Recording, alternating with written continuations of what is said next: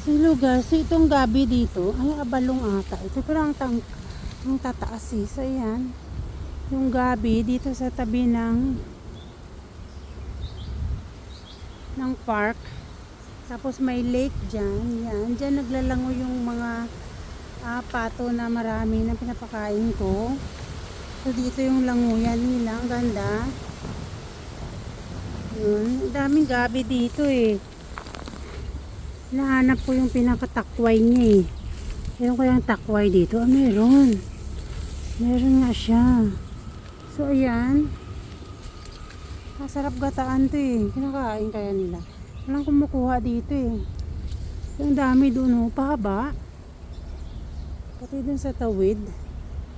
So, yan guys. Dito yung lake. Malapit lang sa park. Nalalangaw yun ng mga pato.